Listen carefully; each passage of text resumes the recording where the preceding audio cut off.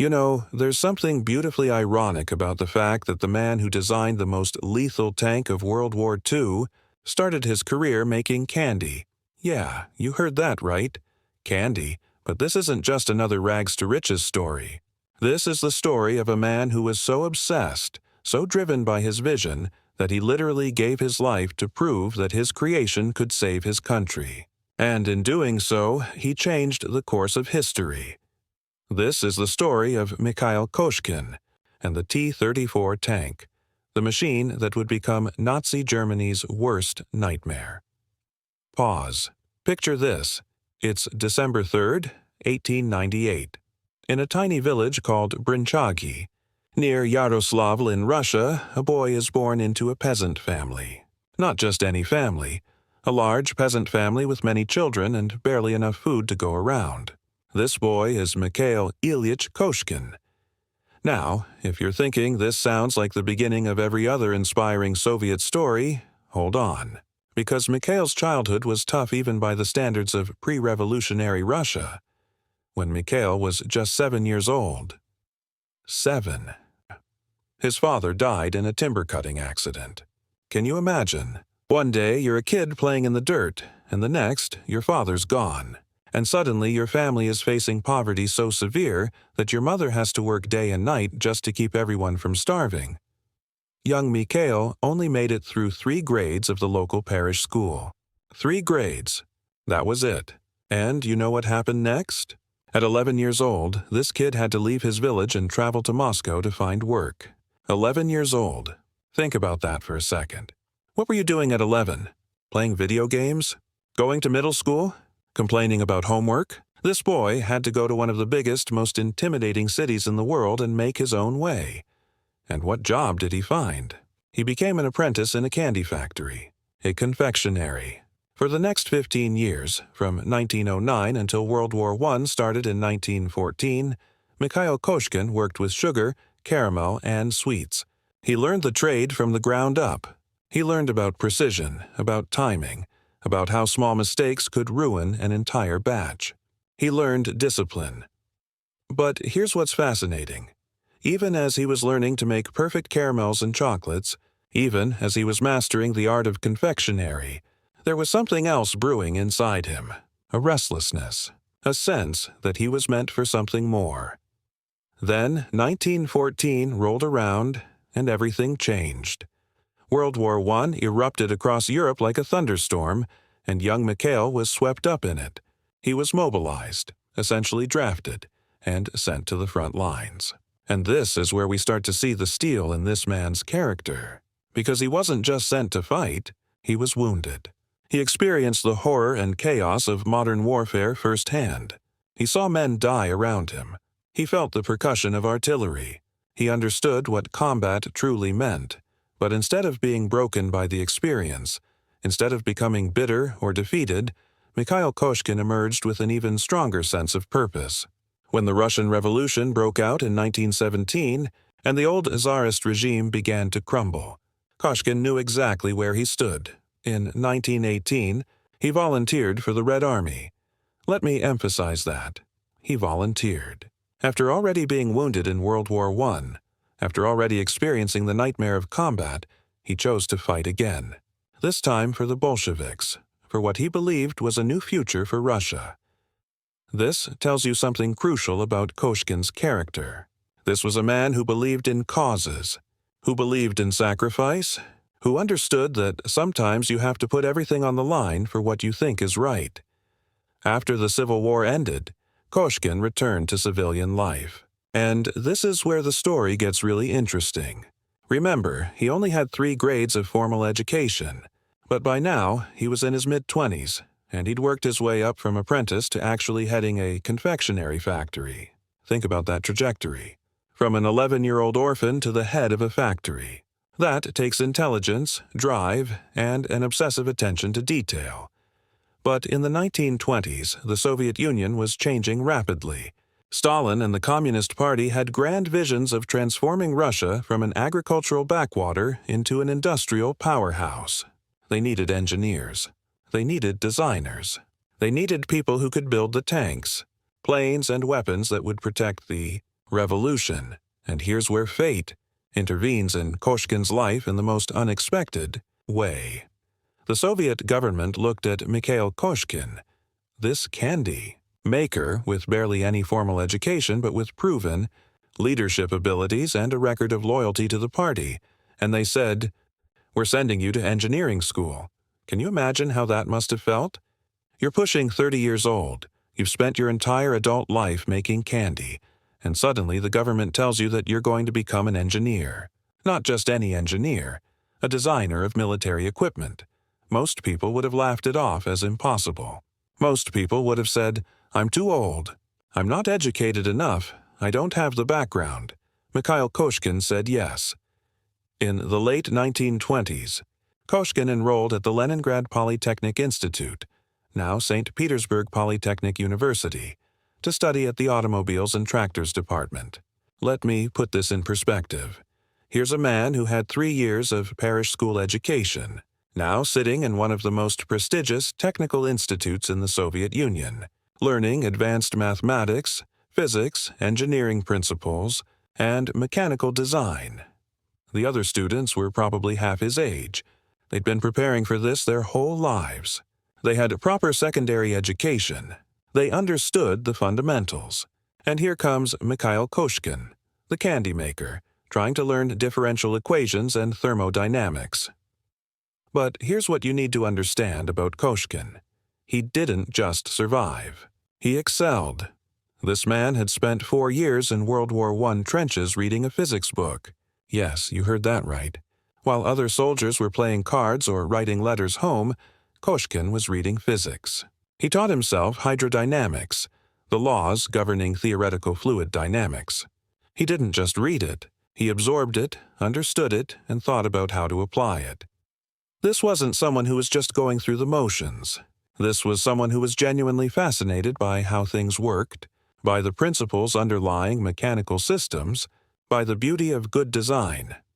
In 1934, he was now 36 years old, Mikhail Koshkin graduated from the Leningrad Industrial Institute with honors. With honors. The former candy maker, the peasant boy with 3 years of education, had become a qualified design engineer, and he didn't waste any time. From 1934 to 1937, Koshkin worked at the Leningrad plant of experimental mechanical engineering. Designated as Plant 185, he wasn't just some junior designer either. He quickly rose to become deputy chief designer, and he immediately started working on cutting-edge projects. He participated in the development of prototypes like the T-29 and the T-46-5, the first Soviet tracked tank with anti-shell armor. These weren't just incremental improvements.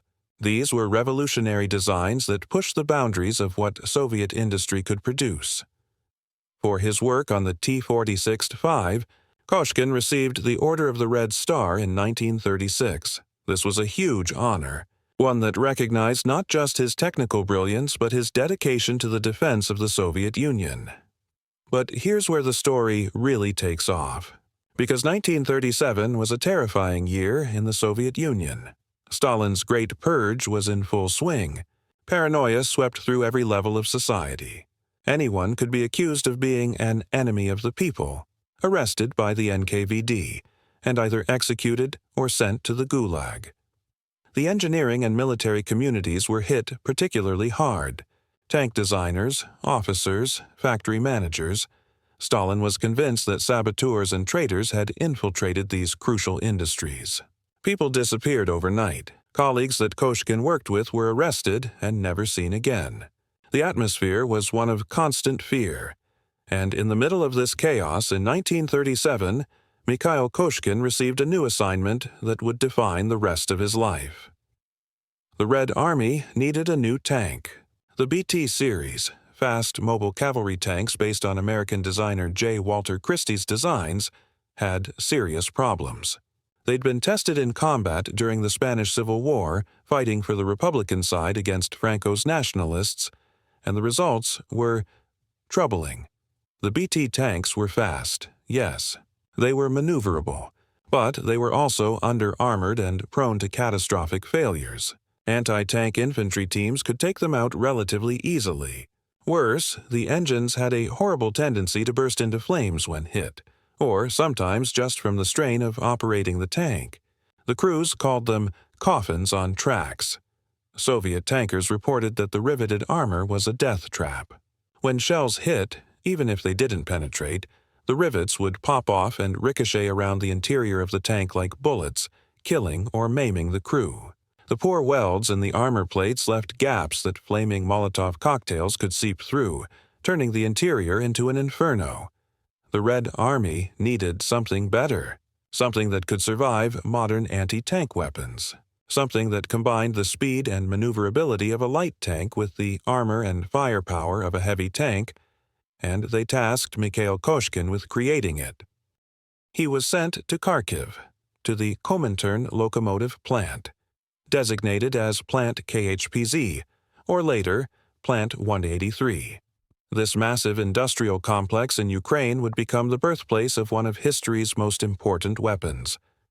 Koshkin was appointed to lead Design Bureau KB-190, and he assembled a team of talented engineers around him. But he had a problem. Actually, he had several problems. First, the specifications from the Red Army were contradictory. They wanted a tank that was fast and light, but also heavily armored. They wanted it to be cheap and easy to produce, but also technologically advanced. They wanted it to retain the wheel track system of the BT tanks, where the tank could run on wheels on roads for speed, then put tracks on for cross-country movement, but also be better armored than previous designs. Second, Koshkin had powerful enemies in the military bureaucracy. There were officers and officials who believed in the old ways, who didn't want to hear about radical new designs, who saw innovation as risky or even treasonous in the paranoid atmosphere of the Great Purge.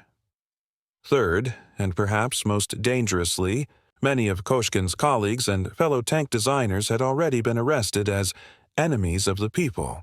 Yeah, he was working in an environment where one wrong move, one failed design, one political misstep could result in a midnight knock on the door and a one-way ticket to the Gulag.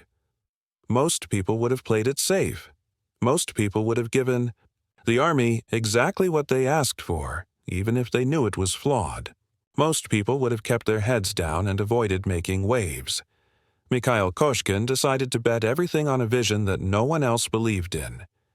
He looked at the specifications for the new tank, designated the A-20, with 20 mm of armor. And he made a decision that could have ended his career or his life. He decided that the entire concept was wrong. The wheel track system that the military brass loved? It was obsolete. It added complexity, weight, and mechanical failure points without providing real benefits.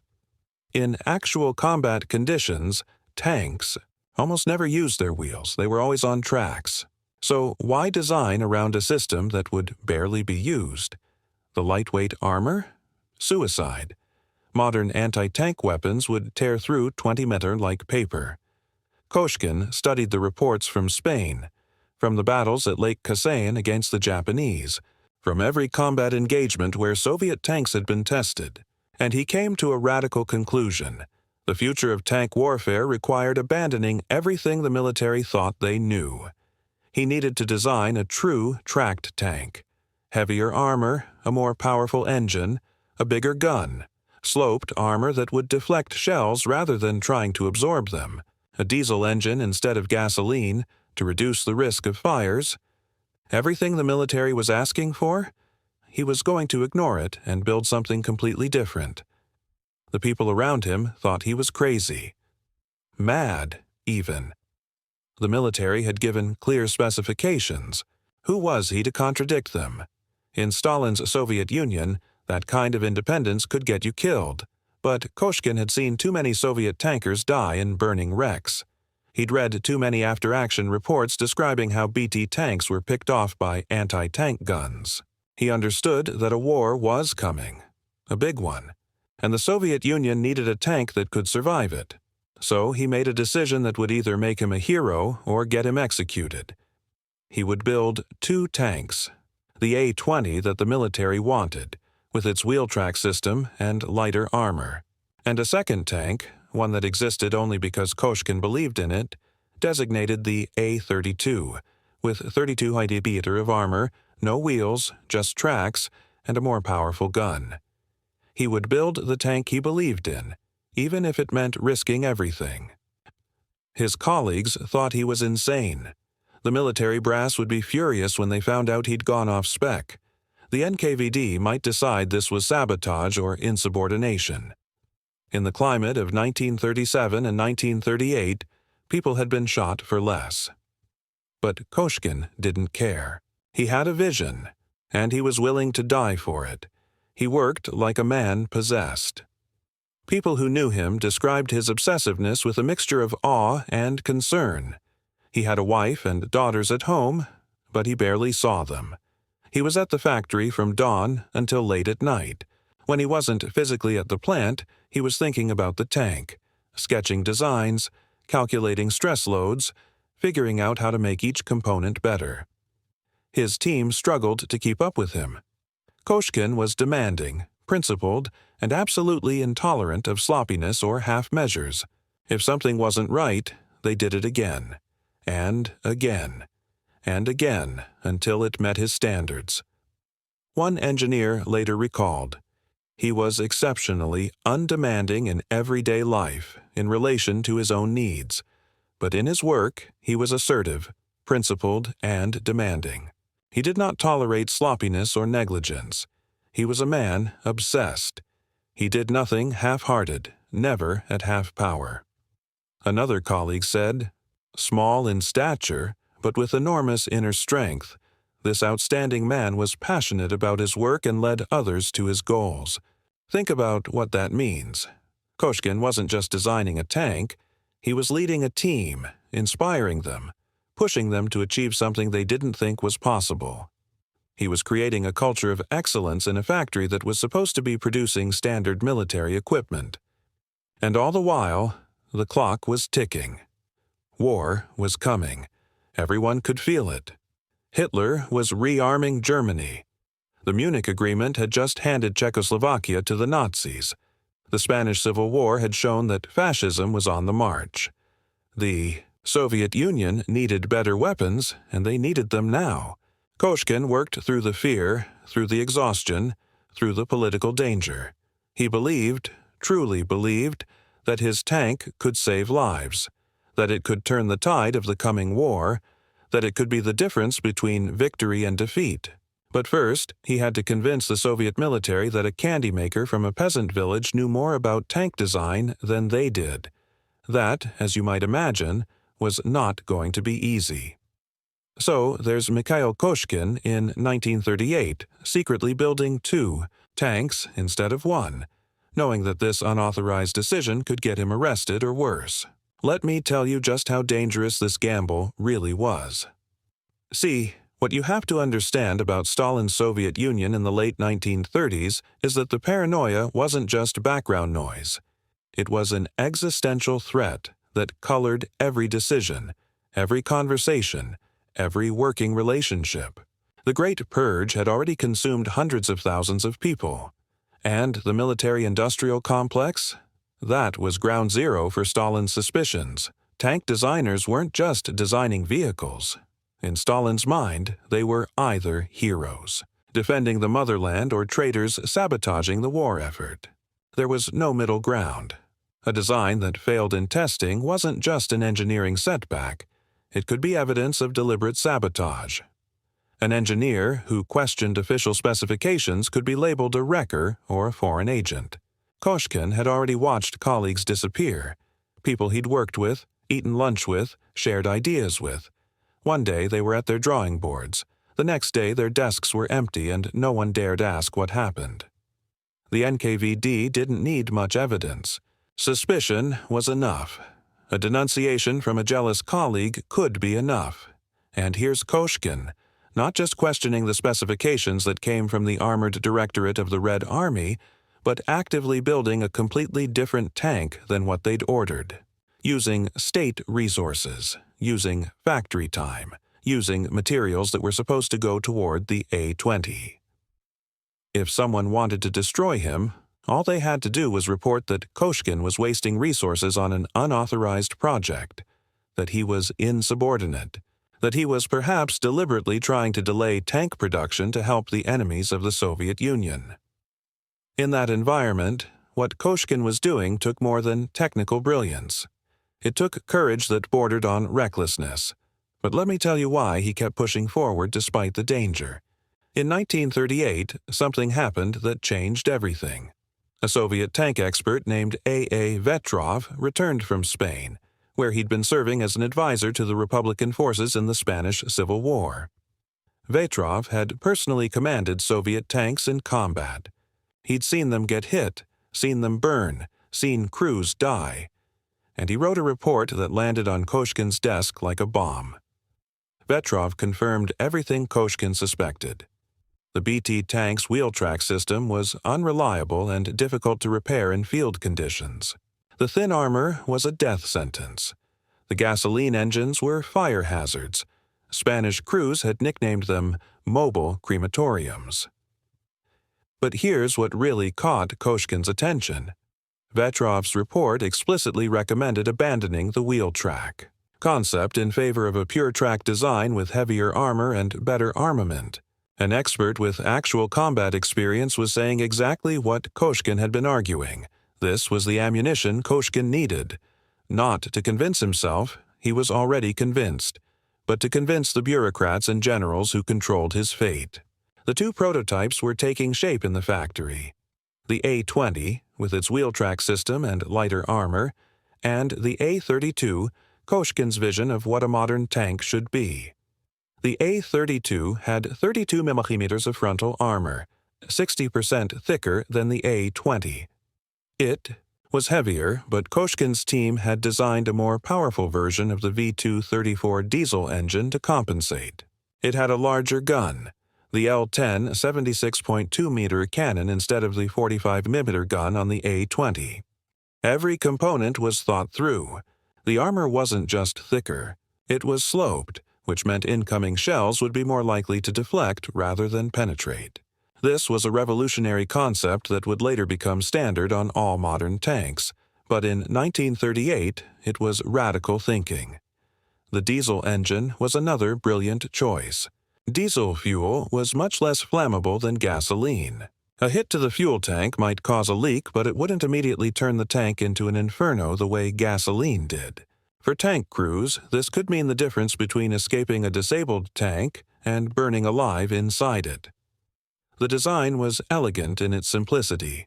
Koshkin hadn't just added more armor and a bigger gun to an existing design. He'd rethought the entire concept of what a medium tank should be. Every decision served a purpose. Every component was designed to work with every other component. It was a system, not just a collection of parts. But would it work? That was the question that kept Koshkin awake at night. In the fall of 1939, both prototypes were ready for testing. This was it. The moment of truth. Either Koshkin's gamble would pay off, or his career, possibly his life, was over. The tanks were sent to Kubinka, the Red Army's main testing ground outside Moscow. This was where every new piece of military equipment was put through its paces by experts who'd seen it all and weren't easily impressed. The testing was brutal. They ran the tanks over rough terrain, through mud, over obstacles. They measured speed, maneuverability, engine performance. They analyzed the armor. They tested the guns. Everything was documented, measured, compared, and then something remarkable happened. The A-32, the heavier tank that Koshkin had built without authorization, performed just as well as the A-20 in mobility tests. Despite being significantly heavier, despite having thicker armor and a bigger gun, it was just as fast and maneuverable as the lighter tank. This shouldn't have been possible. Basic physics says that a heavier vehicle should be slower and less maneuverable. But Koshkin's team had optimized every system so well that they'd overcome the weight penalty. The more powerful engine, the better designed suspension, the improved tracks, it all came together to create a tank that was both better protected and just as mobile. The test officials were stunned. The A-20 had the wheel track system the Army wanted, but in actual testing, it provided minimal benefits. The tank rarely used its wheels, and when it did, the improvement in speed was marginal. Meanwhile, the wheel system added mechanical complexity, weight, and cost. The A-32, with its pure track design, was simpler, more reliable, and just as capable. But here's where it gets really interesting, because the initial test results should have been enough to vindicate Koshkin. The data was clear. His design worked. But you know how bureaucracies work, right? Especially military bureaucracies. Especially Soviet military bureaucracies in the 1930s. There were people in the Armored Directorate who didn't want to admit they'd been wrong. They'd specified the wheel track system. They'd demanded the lighter armor. Admitting that Koshkin's unauthorized design was better meant admitting they'd made mistakes. And in Stalin's Soviet Union, admitting mistakes could be dangerous, so they started moving the goalposts. Yes, the A-32 performed well, they said, but it needs more armor, and a better gun, and more testing. Koshkin, instead of being frustrated by this, saw it as an opportunity. "You want more armor?" he said.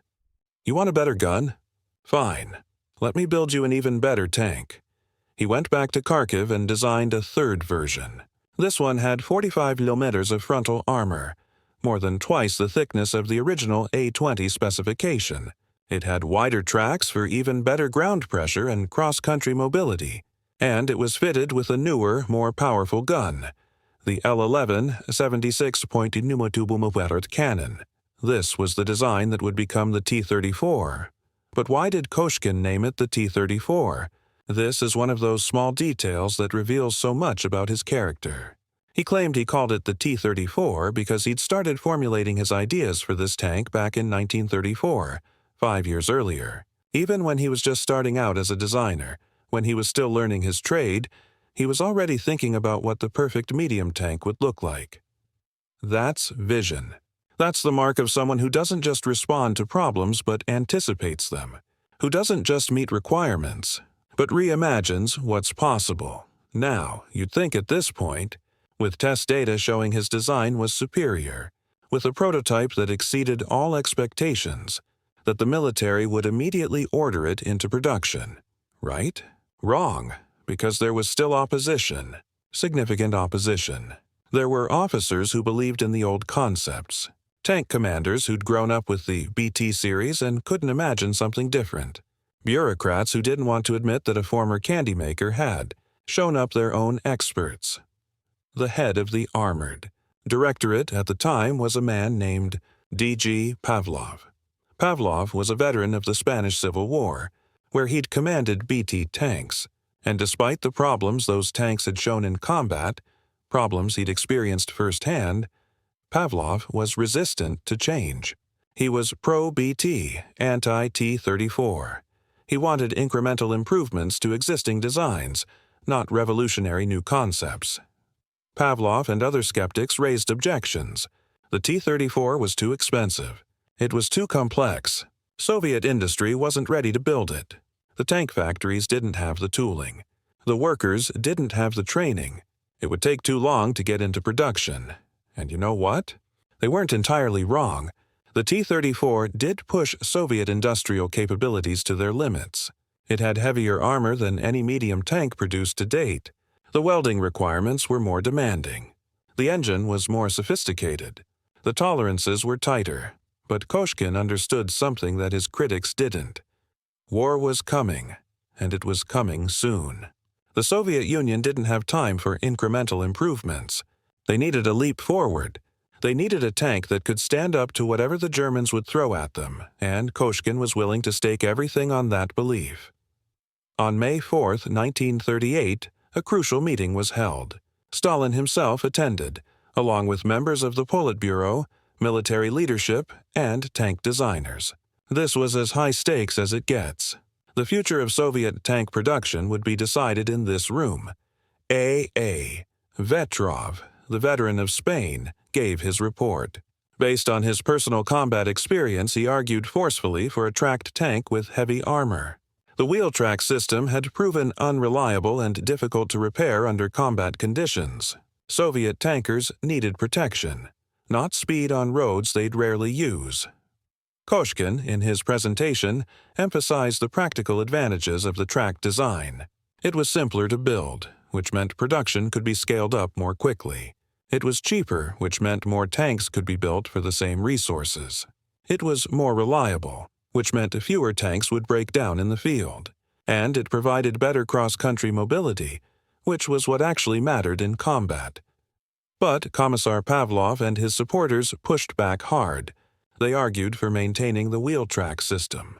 They cited the supposed benefits of road speed. They questioned whether Koshkin's more radical design was really necessary. The meeting went on for hours. Arguments went back and forth. Stalin listened, asked questions, but didn't immediately weigh in. Then something unexpected happened. Stalin started asking Koshkin technical questions. Detailed questions about armor angles, engine specifications, production requirements. Koshkin answered clearly and confidently. He knew every aspect of his design. He could justify every choice. He had data, calculations, test results. Stalin was impressed. Here was a designer who truly understood his creation, who could defend his decisions with facts rather than ideology or appeals to authority. But the meeting ended without a clear decision.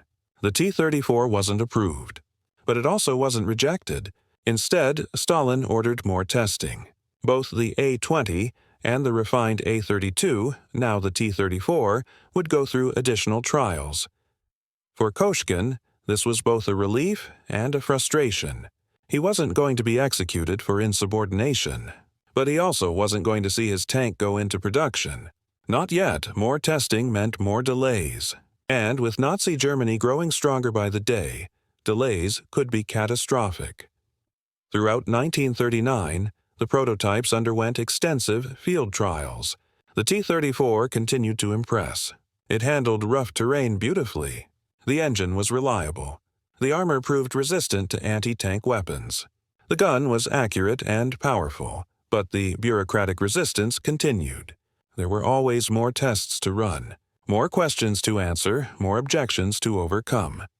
Then, in late 1939 and early 1940, two events occurred that finally shifted the balance in Koshkin's favor. First, the Winter War between the Soviet Union and Finland turned into a nightmare for Soviet forces. The Red Army had expected an easy victory, but the Finns fought back fiercely. And Soviet tanks, including the BT series, performed poorly in the harsh winter conditions and against determined anti-tank defenses. The inadequacies of the existing tank designs were laid bare for all to see. Second, in May 1940, Nazi Germany launched its blitzkrieg against France. In a matter of weeks, the supposedly invincible French army was crushed. German tanks, using revolutionary combined arms tactics, swept through France like a scythe through wheat. Soviet military planners watched in horror. If France, with its strong defenses and modern army, could be defeated so quickly, what hope did the Soviet Union have? Suddenly, the arguments against the T-34 seemed less important. The cost, the complexity, the training requirements. None of that mattered if the Soviet Union was about to face the same blitzkrieg that had destroyed France. On December 19, 1939, the Defense Committee of the Council of People's Commissars finally made a decision. They issued Resolution No. 443, which officially adopted the T-34 and ordered it into production. Koshkin had won. His unauthorized design, the tank he'd built against orders, the machine he'd bet his career and possibly his life on, it was now the future of the Soviet tank forces. But there was a catch. The resolution stated that the tank needed further refinement before mass production could begin. The committee wanted to see more testing, more demonstrations, more proof that this revolutionary design would actually work in combat. Koshkin knew what this meant. More delays, more time for skeptics to raise objections, more opportunities for bureaucrats to second-guess the decision. He couldn't let that happen. The war was coming. He could feel it in his bones. Every day of delay meant Soviet soldiers would go into battle with inadequate equipment. So Mikhail Koshkin made another crazy decision, another gamble that people thought was insane. He decided to drive the T-34 prototypes from Kharkiv to Moscow. Not on a train, not on a truck, under their own power, through over 700 kilometers of the worst terrain and weather conditions imaginable. Why? To prove beyond any doubt that the T-34 was ready. To show that it was reliable, durable, and capable of extraordinary performance. To silence the critics once and for all, it was March 1940. Still winter. The roads were covered in snow and ice. Some roads were completely impassable. It would be a brutal journey that would test every system, every component, every design choice that Koshkin had made. His colleagues thought he'd lost his mind. His family begged him not to go. The journey was dangerous, maybe impossible. If the tanks broke down, if they couldn't make it, it would give ammunition to everyone who'd argued against the design. But Koshkin was determined. He would lead the convoy himself, personally commanding one of the T-34 prototypes. He chose a route that deliberately avoided main roads and cities. He wanted to prove that these tanks could handle the rough terrain that they'd actually face in combat. They'd travel through forests, across fields, over hills, through rivers. On March 12, 1940, at 4 p.m., the convoy departed from the Kharkiv factory. What happened next would become one of the great epic journeys in the history of military engineering, and it would cost Mikhail Koshkin everything. End section 2, section 3. The winter trial that killed its creator, 5,000 words, transition. March 12, 1940. 4 p.m., 2 T-34 tanks rumble out of the factory gates in Kharkiv, their diesel engines growling against the cold. Mikhail Koshkin is in the commander's position of the lead tank, and beside him are some of his most trusted engineers and crew members. This isn't just a test drive. This is a 700-kilometer journey through winter hell to the walls of the Kremlin. Let me paint you a picture of what they were facing. This wasn't modern Russia with highways and rest stops. This was 1940. The infrastructure outside major cities was primitive at best. Many roads were just dirt tracks that turned into rivers of mud during the spring thaw. And right now, it was still winter, but not the clean, picturesque winter you see in movies. This was late winter transitioning to early spring, arguably the worst time of year to travel in Russia. The temperature fluctuated wildly.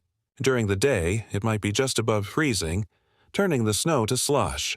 At night, it would plunge below zero, freezing everything solid. The roads became treacherous ice sheets. Off-road, the tanks would have to push through deep snow, frozen ground, and partially thawed mud that could bog down even a tracked vehicle. Inside the tank, conditions were barely better. The T-34 had been designed for combat effectiveness, not crew comfort. The interior was cramped, noisy, and cold. The diesel engine provided some heat, but not much. The crew had to wear heavy coats even inside the tank. Visibility was limited. You tried to see through vision slits and periscopes that constantly fogged up or frosted over. And Koshkin, he was 41 years old. Not exactly young for this kind of physical ordeal. He'd been working 16-hour days for months, designing and refining the T-34. He was exhausted before the journey even began. But he wouldn't let anyone else lead this mission. This was his tank, his vision, his responsibility. The convoy consisted of the 2 T-34 prototypes plus several support vehicles, trucks carrying fuel, spare parts, and supplies. The plan was to travel primarily at night and in the early morning to avoid drawing attention. Remember, the T-34 was still classified. The Soviets didn't want word getting out about their new tank design, but traveling at night in winter? That's exponentially more dangerous. The crew had to navigate by compass and map, with minimal visibility. One wrong turn could send them into a ditch, a river, or completely off course. The first leg of the journey took them north from Kharkiv toward Kursk. The tanks performed beautifully. The wide tracks distributed their weight so effectively that they barely sank into the snow. The powerful engines pulled them up hills that would have stopped lighter vehicles. The suspension soaked up bumps and obstacles that would have rattled the crew senseless in older tank designs. Koshkin was keeping meticulous notes of everything, every component's performance, every problem, no matter how minor, Every kilometer traveled. This wasn't just about getting to Moscow. It was about gathering data that would prove the T-34 was ready for mass production. But it wasn't all smooth sailing. About 150 kilometers into the journey, one of the tanks threw a track. This is when a tank's track, the continuous belt that runs around the wheels, comes loose or breaks. It's one of the most common mechanical failures for tracked vehicles, especially when operating in extreme conditions. Now, if you're testing a new tank and it throws a track in the middle of nowhere in winter, that's a serious problem. Critics could point to this and say, "See? The design is flawed. It's not reliable." But Koshkin had anticipated this possibility. The crew carried spare parts and tools for exactly this scenario. And more importantly, they'd practiced track repairs. The design of the T-34 made track maintenance relatively straightforward, much easier than on the older BT tanks. In the cold, in the dark, the crew worked to repair the track. Their hands froze despite heavy gloves. The metal components were painfully cold to touch. But they got it done. Within a few hours, the tank was operational again and they were back on the road. This wasn't a failure. It was a demonstration of the tank's maintainability under field conditions. Exactly the kind of real-world test that laboratory conditions could never replicate. They pushed on toward Kursk, then continued northwest toward Moscow. The landscape changed as they traveled. Flat agricultural plains gave way to rolling hills and forests. Rivers had to be forded or bridges found. Small villages appeared occasionally, their inhabitants no doubt shocked to see tanks rolling past in the middle of the night. Koshkin barely slept. When the convoy stopped for maintenance or to rest the crew, he was inspecting components, taking measurements, writing notes. His colleagues later said he seemed possessed, driven by an almost manic energy. He knew this journey was his chance to prove everything he'd been arguing for years. There's a story from this journey that perfectly captures Koshkin's character. At one point they came to a river, not a major river but one swollen with snowmelt. The bridges were either too weak to support a tank's weight or didn't exist. The logical thing to do would be to find a way around or wait for the water level to drop. Koshkin ordered the tanks to ford the river directly. His crew thought he was crazy. The water was cold enough to be dangerous and they had no idea how deep it was. If a tank got stuck in the middle, if water got into the engine compartment, they could lose the prototype. But Koshkin had studied the river. He'd calculated the depth based on the terrain and water flow. He'd checked the T-34's weighting specifications. And he knew that Soviet tanks would need to cross rivers in combat. This was exactly the kind of test the tank needed to pass. The first T-34 entered the water. The level rose up the sides of the hull, covering the lower glacis plate. Water splashed over the front. Inside, the crew held their breath, listening for any sign that the engine was faltering. But the T-34 pushed through. The powerful diesel engine kept running. The sealed hull kept water out of critical components. The tracks found purchase on the river bottom and drove the tank forward. Within minutes, it emerged on the far bank, water pouring off its hull. The second tank followed successfully. The convoy continued. Word of the journey began to spread. Factory workers at Kharkiv knew what Koshkin was doing, and rumors traveled through Soviet industrial circles. Some people thought he was a hero. Others thought he was recklessly endangering valuable prototypes. But everyone was talking about it. As they got closer to Moscow, the weather got worse. A major storm system moved in, bringing heavy snow and high winds. Visibility dropped to nearly nothing. The temperature plummeted. The support trucks struggled to keep up with the tanks, which had better traction in the deep snow. Koshkin could have turned back, could have waited out the storm, could have made a rational decision to preserve the mission by being cautious. Instead, he pushed forward. They drove through the storm, the T-34s plowing through snowdrifts like ships through waves.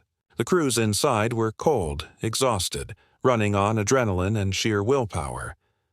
But the tanks kept going. Hour after hour, kilometer after kilometer. The V2 diesel engines ran smoothly even in the extreme cold, something gasoline engines often struggled with. The tracks maintained traction. The mechanical components, stressed by the conditions, held together. Finally, after days of travel, after countless small crises and obstacles overcome, the convoy approached Moscow. They'd traveled over 700 kilometers through some of the worst conditions imaginable, and both T-34 prototypes had made it under their own power. But Koshkin wasn't done. Not even close. When they reached Moscow, instead of presenting the tanks immediately to the Kremlin, he arranged for additional demonstrations. He wanted military officials to see the T-34s in action, not just parked outside the Kremlin walls. The tanks were put through their paces at proving grounds outside Moscow, driving over rough terrain, climbing steep hills, plowing through deep snow, firing their guns. Every capability was demonstrated. The military observers were impressed, very impressed. These weren't just better than the BT tanks, they were in a completely different class. The combination of armor, firepower, and mobility was unlike anything they'd seen. Reports went up the chain of command. Stalin himself was briefed on the successful journey and the demonstration results. The man who'd started as a candy maker had just driven his revolutionary tank design through a Russian winter to prove it was ready for war. On March 31, 1940, after nearly 3 weeks on the road, Koshkin finally achieved his goal. The tanks were presented at the Kremlin. The highest levels of Soviet military and political leadership saw what the T-34 could do. But by this point, Koshkin was in bad shape. Really bad shape. You see, all those nights traveling in the cold, all those hours inspecting tanks in freezing temperatures, all those times getting soaked crossing rivers or caught in snowstorms, all that physical stress on a body that was already exhausted from months of overwork. Koshkin had developed a severe cold during the journey, and it wasn't getting better. It was getting worse, much worse, but he ignored it. He pushed through the fever, the cough, the exhaustion. He had a mission to complete. He had to prove that his tank worked. Nothing else mattered. After the Kremlin presentation, logic would dictate that Koshkin should rest, should see a doctor, should recover from the ordeal of the journey. Instead, he made yet another insane decision. He decided to drive the T-34s back to Kharkiv, the same 700-plus kilometer journey in reverse. Why? Because he wanted more data, more testing, more proof, and because he was Mikhail Koshkin and he didn't do anything halfway. The return journey was even more brutal than the trip to Moscow. Spring was advancing, which meant the Rasputitsa, the season of mud. When the ground thaws in Russia, roads become impassable quagmires. The Russian word Rasputitsa literally means time without roads. The T-34s had to navigate through mud so deep and thick that it would have completely stopped wheeled vehicles. But the wide tracks and powerful engines kept pushing them forward. This was another crucial test. Soviet military planners knew that Rasputitsa was a reality of warfare on the Eastern Front. Any tank had to be able to operate in these conditions. But for Koshkin, every kilometer was agony. His cold had developed into pneumonia. His fever was spiking. He was coughing constantly. Inside the cramped, cold tank, breathing in diesel fumes, his condition deteriorated rapidly. His crew begged him to stop, to seek medical attention, to let someone else take over. But Koshkin refused. He'd started this journey, and he was going to finish it. They made it back to Kharkiv in early April 1940. The tanks had traveled over 1,400 kilometers total, through winter storms and spring mud, over rough terrain and through rivers. And they'd done it successfully, proving beyond any doubt that the T-34 was ready for war. Mikhail Koshkin had won his gamble. The T-34 was approved for immediate mass production. Orders were sent out to tank factories across the Soviet Union to retool for the new design. The tank that would help save the Soviet Union from Nazi invasion was now a reality. But Koshkin himself, he was dying. The pneumonia had taken hold in his lungs. In 1940, before antibiotics were widely available, pneumonia was often a death sentence, especially for someone as weakened and exhausted as Koshkin. He was admitted to the hospital in Kharkiv. His condition continued to worsen. The doctors did what they could, but the infection was too severe, his body too weakened. Stalin himself ordered that Koshkin be transferred to Moscow for better medical treatment. This was an extraordinary gesture. Stalin rarely showed such concern for individual engineers or designers. But even Stalin recognized that Koshkin was special, that his contribution to Soviet defense was invaluable. Koshkin was taken to Moscow by special medical train. He was admitted to the Kremlin hospital, where the Soviet elite received the best medical care available in the country. But by this point, it was too late. The pneumonia had progressed too far. On September 26, 1940, Mikhail Ilyich Koshkin died. He was 41 years old, the man who'd started life as an orphan in a peasant village, who'd worked as a candy maker, who'd taught himself physics in World War I trenches, who'd gone to engineering school at age 30 with 3 years of formal education and graduated with honors, who'd designed the T-34 against the wishes of the military establishment, who'd driven his creation through a Russian winter to prove it was ready for war. He died before his tank ever saw combat, before it became a legend, before it helped turn the tide against Nazi Germany. His wife and daughters were with him at the end. They'd seen so little of him in the final years of his life. He'd spent almost every waking hour at the factory, designing and refining the T-34, and now he was gone. The Soviet government gave Koshkin a state funeral. He was awarded the Stalin Prize posthumously, one of the highest honors in the Soviet Union. But he never knew about the award, never knew that his tank would become arguably the most important weapon in World War II, never knew that historians would call the T-34 the tank that won the war. He died believing in his creation, but not knowing if it would live up to his vision, not knowing if all his sacrifices had been worth it. His colleagues and friends were devastated. This was a man who'd inspired intense loyalty and respect, who'd pushed people to achieve things they didn't think possible, who'd led by example, never asking his team to do anything he wouldn't do himself. One of his engineers later wrote, "We lost not just a brilliant designer, but a man who showed us what true dedication looks like. He gave everything for his work, literally everything." After Koshkin's death, his deputy, Alexander Morozov, took over as chief designer. Morozov had worked closely with Koshkin and understood his vision. He committed himself to seeing the T-34 into production exactly as Koshkin had designed it. But production wasn't smooth. The T-34 was more complex than previous Soviet tanks. It required better welding, tighter tolerances, more sophisticated manufacturing processes. Soviet industry in 1940 was still relatively primitive in many ways. They were trying to make a quantum leap in tank production, and there were growing pains. The early production T-34s had issues. Some had armor that was improperly welded. Some had engines that weren't properly assembled. Some had transmissions that failed prematurely. Critics of the design said, "See, this is what happens when you rush a radical design into production."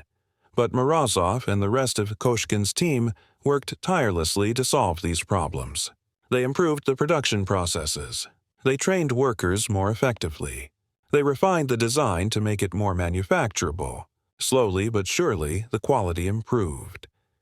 By June 1941, when Nazi Germany launched Operation Barbarossa and invaded the Soviet Union, there were about 1,200 T-34s in service. Not a huge number, but enough to make a difference. And when German forces first encountered the T-34 in combat, they were shocked, absolutely shocked. German tank commanders and anti-tank crews had grown accustomed to easily destroying Soviet tanks. The BT series, the T-26, even the heavier KV-1, they all had weaknesses that German weapons could exploit, but the T-34, German 37mm anti-tank guns, the standard infantry anti-tank weapon, bounced off its sloped armor like pebbles. German Panzer III and Panzer IV tanks, which had dominated every other opponent, found their guns inadequate against the T-34's armor, and the T-34's 76 Sweathitter gun? It could destroy any German tank at ranges where German guns couldn't penetrate T-34 armor. General Heinz Guderian, one of Germany's top tank commanders, encountered T-34s in combat in October 1941. He later wrote that the T-34 created a tank panic among German forces. German tank crews were terrified of engaging them. The psychological impact was enormous. German military intelligence rushed to understand this new threat. They captured T-34s, studied them, tried to figure out how the Soviets had created something so far ahead of German designs. A German report from November 1941 stated, "The T-34 is the best tank in the world. It is superior to any German tank in firepower, armor protection, and mobility." Think about that. The Germans, who'd conquered most of Europe with their armored forces, who considered themselves the masters of tank warfare, were admitting that the Soviets had built a better tank. They studied the sloped armor design and realized how brilliant it was. The same thickness of armor, when sloped, provided dramatically better protection. German engineers started incorporating sloped armor into their own designs. They examined the wide tracks and realized how much better the T-34 was at handling rough terrain and mud. German tanks, with their narrower tracks and higher ground pressure, got stuck in conditions where T-34s could keep moving. They analyzed the diesel engine and understood why the T-34 was less prone to catastrophic fires than gasoline-powered tanks. Every design choice that Koshkin had made, choices that had been questioned and criticized by Soviet military bureaucrats, turned out to be exactly right. The T-34 was so good that it forced the Germans to completely rethink their own tank designs. The Panther tank, introduced in 1943, was heavily influenced by the T-34. The Germans essentially tried to create their own version of Koshkin's masterpiece, incorporating sloped armor and similar design principles. But here's the thing about the T-34 that made it truly revolutionary. It wasn't just good. It was producible in massive numbers. This was Koshkin's other stroke of genius. German tanks were often engineering marvels, but they were complicated and time-consuming to build. The Tiger tank was arguably superior to the T-34 in certain respects. Better gun, thicker armor. But Germany produced about 1,300 Tigers during the entire war. The Soviet Union produced over 84,000 T-34s. 84,000. Let that sink in. Even accounting for the ones that were destroyed in combat, the sheer numerical advantage was overwhelming. German forces might knock out 3 or 4 T-34s, but there were always more coming. This, too, was part of Koshkin's vision. He designed a tank that Soviet industry could actually build. He'd made design choices that prioritized manufacturability alongside combat effectiveness. He'd understood that in a total war, quantity had its own quality. Soviet factories produced T-34s around the clock. Workers who'd never built tanks before were trained on the production line. Entire factories were evacuated from Western Russia ahead of the German advance and relocated to the Urals, where they continued producing T-34s even as the battle raged thousands of kilometers away. The T-34 became the backbone of Soviet armored forces. It fought in every major battle on the Eastern Front, at Stalingrad, at Kursk, the largest tank battle in history. In the drive to Berlin, Soviet tank crews loved it. Yes, it was cramped. Yes, visibility was poor. Yes, it was loud and uncomfortable. But it kept them alive. The armor protected them. The gun let them fight back effectively. The reliability meant their tank usually got them home. There are countless stories of T-34s taking incredible amounts of punishment and keeping going. Tanks that were hit multiple times but kept fighting. Tanks that through tracks were repaired in the field and got back into action within hours. Tanks that drove hundreds of kilometers through mud, snow, and fire. When the war ended in May 1945, T-34s were in Berlin. They'd traveled from the outskirts of Moscow, where the German advance had been stopped in 1941, all the way to the heart of Nazi Germany. Over 3,000 kilometers of the most brutal warfare in human history. And Mikhail Koshkin? He wasn't there to see it. He'd been dead for nearly 5 years by the time Soviet tanks rolled through Berlin. He never knew that his creation had become a legend. Never knew that military historians would call the T-34 one of the most influential weapons of the 20th century. never knew that his name would be remembered alongside the great military engineers of history. But maybe, in some way, he did know, because when he made that winter journey from Kharkiv to Moscow, when he pushed through the pneumonia and exhaustion, when he gave everything he had to prove, his tank was ready. Maybe he knew that he was creating something that would outlive him. End section. 3 section. 4. The tank that changed warfare forever. 5,000 words, transition. So let's talk about why the T-34 was so revolutionary. Because it's easy to say, it was a great tank. But what actually made it great? What specific design choices separated it from everything that came before? And why did it force every other nation to completely rethink their approach to armored warfare?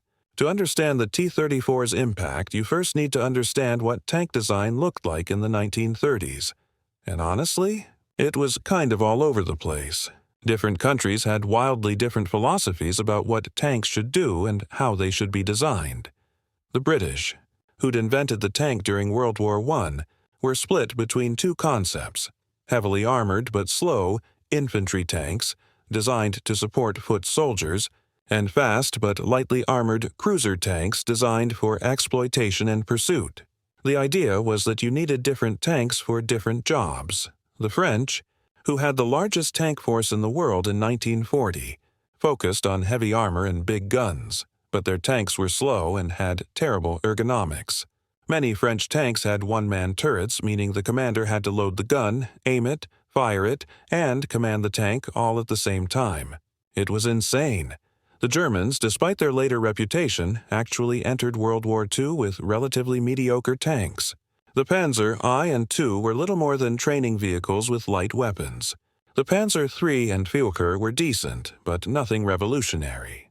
Germany's early successes came more from tactics and combined arms coordination than from superior tank technology. The Americans were still figuring things out. The M3 Lee was their main tank in 1941, and it was awkward. It had the main gun mounted in the hull rather than a proper turret, which limited its effectiveness. The M4 Sherman wouldn't appear until 1942, and while it was reliable and easy to produce, it was undergunned and under-armored compared to later German tanks. And the Soviets. Before the T-34, their tank force consisted mainly of the BT series and the T-26, fast but lightly armored. Good for the cavalry warfare concepts of the 1930s, terrible for the kind of mechanized warfare that was actually coming. Into this messy landscape came the T-34, and it essentially said, what if we stopped compromising and built a tank that was good at everything? Let's break down the revolutionary aspects of Koshkin's design, one by one. First, the sloped armor. This was the most visually distinctive feature of the T-34, and one of its most important innovations. If you look at a T-34 from the front, you immediately notice that the armor plates aren't vertical, they're sloped at steep angles. Now, some tanks before the T-34 had experimented with sloped armor, but Koshkin took the concept further than anyone else and made it central to his design. Here's why this matters. When a shell hits armor at an angle, several things happen. First, the effective thickness of the armor increases dramatically. If you have 45 mm of armor sloped at 60 degrees, the shell effectively has to penetrate the equivalent of 90 mm of vertical armor. You've doubled the protection without adding weight. Second, angled armor is more likely to cause shells to ricochet or deflect rather than penetrating. Anti-tank shells of the era weren't designed to deal with highly sloped armor. They'd hit the T-34's frontal armor and glance off, leaving just a scar on the paint.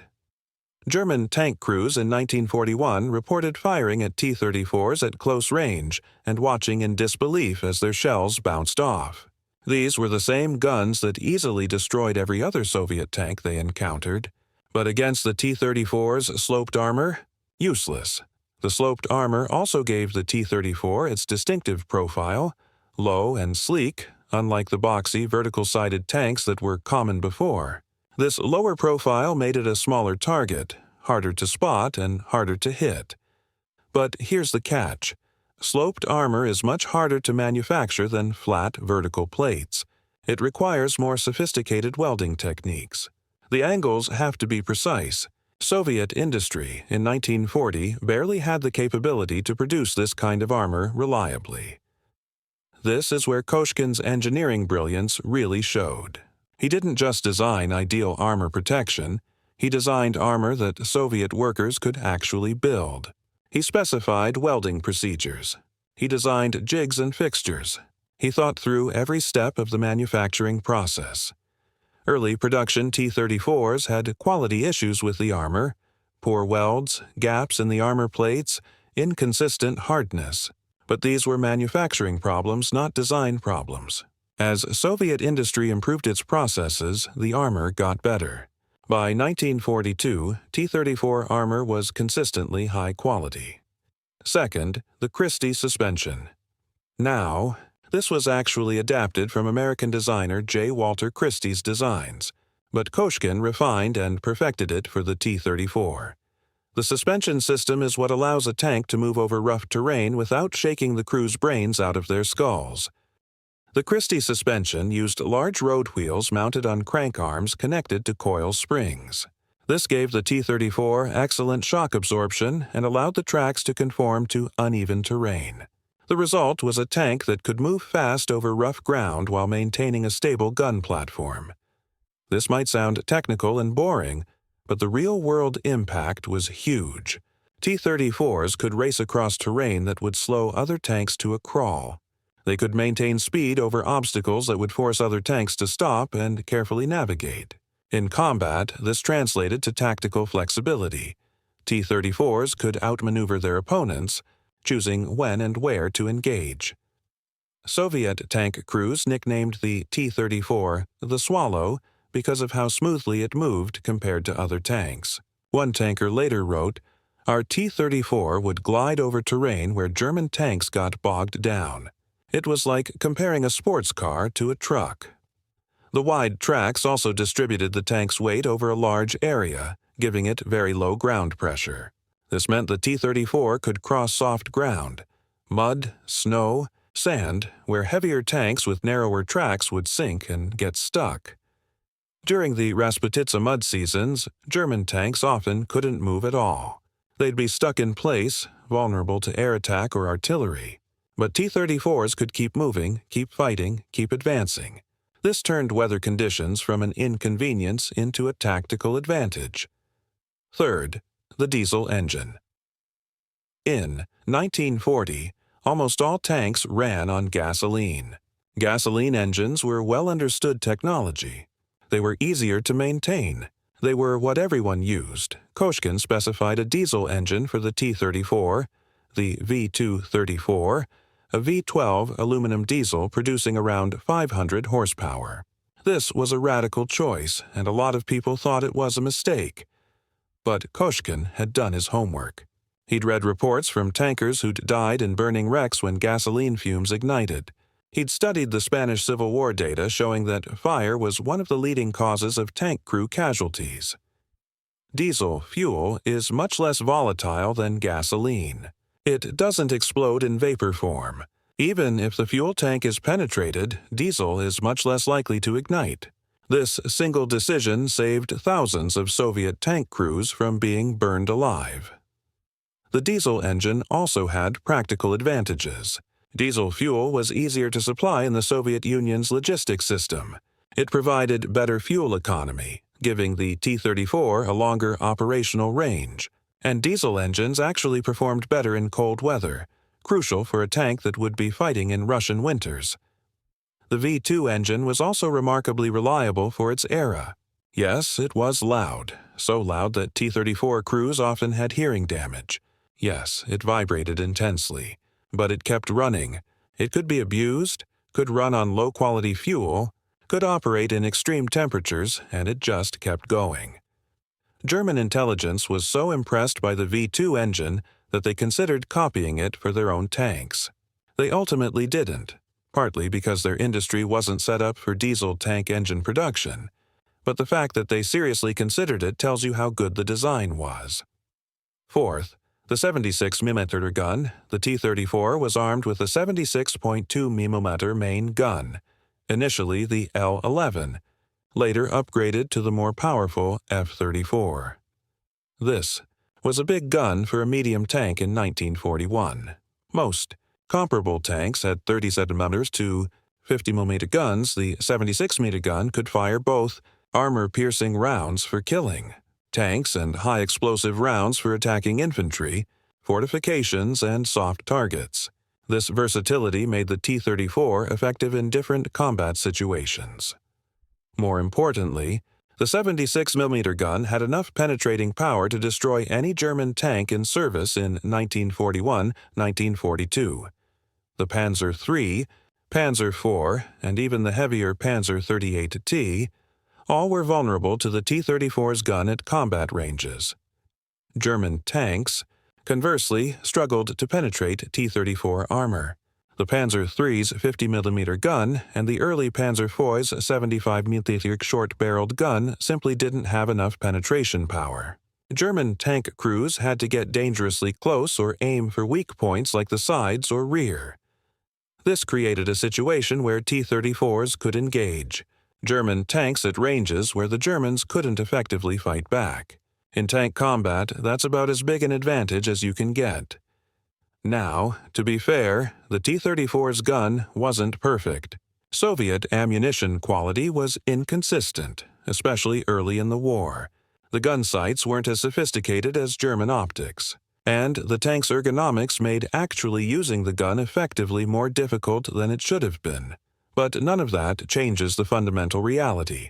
The T-34 had a bigger, more powerful gun than its contemporaries, and that gave it a huge combat advantage. Fifth, the balance of armor, firepower, and mobility. Here's where Koshkin's genius really becomes apparent. Because designing a tank isn't about maximizing any one characteristic, it's about finding the right balance between competing demands. You can build a tank with incredibly thick armor, but it'll be slow and expensive. You can build a tank that's extremely fast, but it'll be lightly armored and vulnerable. You can mount a huge gun, but it'll eat up internal space and add weight. Every tank design is a series of compromises. The question is, which compromises do you make? Koshkin's brilliance was in finding a balance that worked better than any of his contemporaries. The T-34 wasn't the heaviest tank. It wasn't the fastest tank. It didn't have the biggest gun. But it was heavy enough, fast enough, and well-armed, enough to be effective in all the roles a medium tank needed to fill. Military historians call this the T-34's sweet spot. It was a medium tank that could do the job of light tanks, exploitation and pursuit, medium tanks, general combat, and could even take on heavy tanks in the right circumstances. German tank designers, after encountering the T-34, tried to replicate this balance. The Panther tank, introduced in 1943, was essentially Germany's attempt to build their own T-34. Sloped armor, powerful gun, good mobility. But the Panther was more complex, more expensive, and harder to maintain.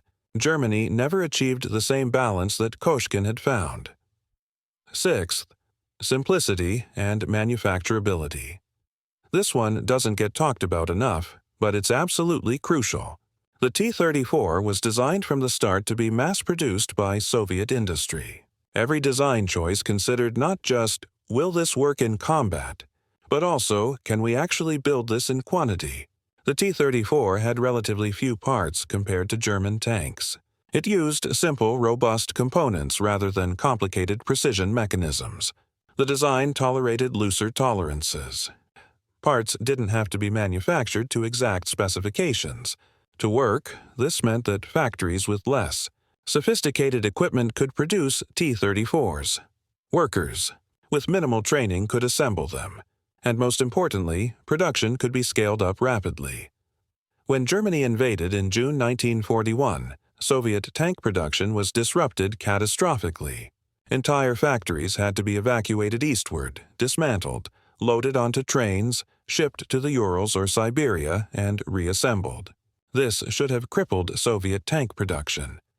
But because the T-34 was so straightforward to build, These evacuated factories were producing tanks again within months, sometimes within weeks. Workers who'd been making tractors or locomotives were retrained to build T-34s. The production numbers climbed month by month throughout the war. Compare this to German production. The Germans built beautiful tanks, precision-engineered, with sophisticated components and tight tolerances. But they were hard to build, required skilled labor, and couldn't be produced in large numbers. Even at peak production, Germany was always outnumbered in tanks. Koshkin understood something fundamental. In total war, you need weapons that your country can actually produce in the quantities needed. A perfect tank that you can only build 100 of is less useful than a good tank that you can build 10,000 of. Seventh, reliability and maintainability. Now, let's be honest here. The early T-34s were not what you'd call refined. They were rough. The transmission was notoriously bulky, and shifting gears required a sledgehammer, sometimes literally. Crews joked that you needed to be a weightlifter just to drive the thing. The air filters were terrible, letting dust and grit into the engine, which led to breakdowns. The vision for the crew was awful. The commander often had to double as the gunner because the turret was so cramped. German tank crews, when they first captured T-34s, were appalled by the primitive conditions. One German officer wrote, "The T-34 is a crude peasant tank. It has no radios in most vehicles, so they must signal with flags like the 18th century. The interior is Spartan and uncomfortable. Our Panzers are like a Mercedes compared to this farm tractor." And you know what? He was right. But he was missing the point entirely. Koshkin and his team hadn't designed a luxury vehicle. They designed a wartime tool. And the T-34's simplicity was its own kind of sophistication. Because when that crude farm tractor broke down, and it did, it could often be fixed by a crew with basic tools in a field. German tanks, with their complex interleaved road wheels and precision engineering, were nightmares to maintain at the front. Replacing an inner road wheel on a Panther could take a crew hours. On a T-34, the suspension was simple and robust. The components were accessible. And that terrible transmission? Soviet factories kept simplifying it, making it tougher, more resilient. By 1943, the worst of the problems had been ironed out. The T-34 became, if not exactly elegant, then brutally reliable. It could take a beating and keep going. It could be repaired by conscripts with minimal training. It could be brought back to life after being knocked out. Soviet industry learned to build them faster and better. They eliminated frills. They simplified the hull. They created variants like the T-34-85, with a much better 3-man turret and a more powerful 85 mm gun to counter the new German Panthers and Tigers. But the core of Koshkin's design, the sloped armor, the Christie suspension, the diesel engine, remained untouched, because that core was genius. The unstoppable tide. So what was the real-world impact of all these design choices? Let's look at the Battle of Kursk in July 1943, the largest tank battle in human history. The Germans had bet everything on their new wonder weapons, the heavily armored Tiger tank and the sleek T-34-inspired Panther. They planned to smash through Soviet lines in a massive pincer movement. The Soviets knew they were coming. They built elaborate defensive networks, miles of anti-tank ditches, minefields, and artillery positions. And at the heart of their mobile reserves were thousands of T-34s. When the German attack began, it was a slaughterhouse. The new German tanks were indeed powerful. At long range, a Tiger could pick off T-34s with near impunity, but the battlefield was a chaotic mess of dust, smoke, and close-range brawls. And in the close-quarters fighting, the T-34's advantages came screaming to the forefront. Its mobility allowed it to close the distance quickly. Its sloped armor caused German shells to ricochet at alarming rates. Its 76 mm gun was more than capable of punching through the sides and rear of the mighty Tigers and Panthers at close range.